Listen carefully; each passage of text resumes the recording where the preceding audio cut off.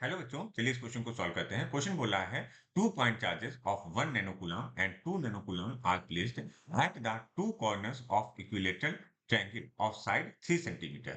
The work done in bringing a charge of 3 nanocoulomb from infinity to the third corner of triangle is micro joule में आपको answer चाहिए है। ठीक है, तो इस क्वेश्चन को हम कैसे सॉल्व करेंगे? तो देखिए, हमने फिगर पहले से बना के रखा हुआ है।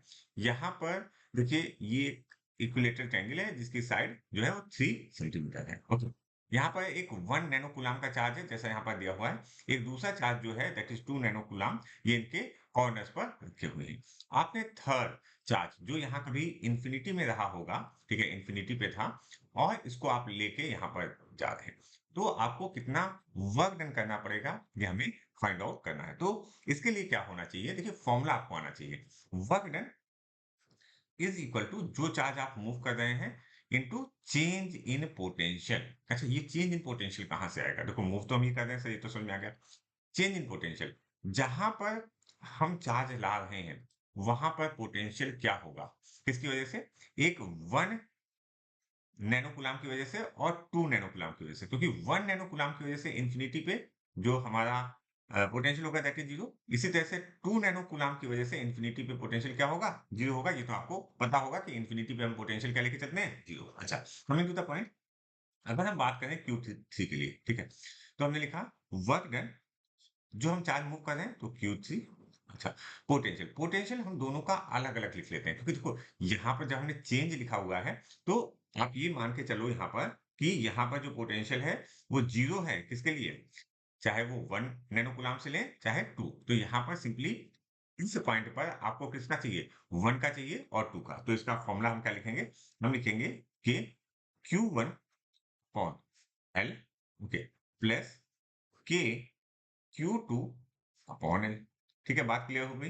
अच्छा, क्योंकि डेल्टा वी की बात क्लियर होनी चाहिए आपको। Okay, coming to the point, और हम वैल्यूज को रखते हैं डायरेक्टली। क्यू की वैल्यू, क्यू थ्री की वैल्यू कितनी है? क्यू थ्री की वैल्यू जो है that is 3 into 10 to power of 3 into 10 to power of -9। Okay, और के की वैल्यू देखो, के कॉमन है, के अगर आप बाहर लेना चाहते हो तो बाहर ही ले लो। That value is 9 into 10 to power of 9। अच्छा, एल की वैल्यू कितनी है? एल की वैल्यू यहाँ 3 सेंटीमीटर है, हमको मीटर में रखनी होगी, तो हम लिखेंगे 3 इंटू 10 टू पावर ऑफ -2। अच्छा, अब अंदर क्या रह गया? अंदर Q1 रह गया और Q2 रह गया।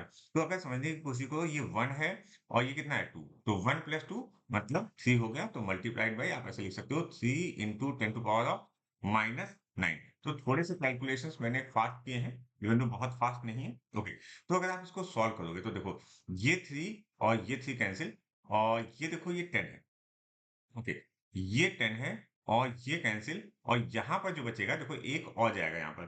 तो यहाँ पर एक्चुअली में that value comes to be, ये 2 था। ओके, एक मिनट, वेट अ मिनट, यहाँ पर 2 था और ये। ओके, तो इसको अगर हम सॉल्व करें, ओके, तो that is 10 to power of -2 था। Okay, coming to the point, अब ये 3 कैंसिल हो गया, ये हुआ देखते हैं 27। ओके, और ये ऊपर जाएगा तो ये 9 और 9 18 हुआ, और 18 माइनस आप करोगे 11। ओके, क्योंकि ये पॉजिटिव में पहुंच जाएगा, तो आपकी जो वैल्यू बचेगी 27 into 10 to power of -7 joule आएगा। और अगर आप इसको अच्छा, यहाँ पर जो दिया हुआ है दैट इज माइक्रो में दिया हुआ है, तो जो वैल्यू आएगी that is 2.7 into 10 to power of -6। Okay, तो यहाँ पर जो हमारा आंसर आना चाहिए दैट इज 2.7 माइक्रो जूल। तो हमारा 2.7 option 1 is correct for this question.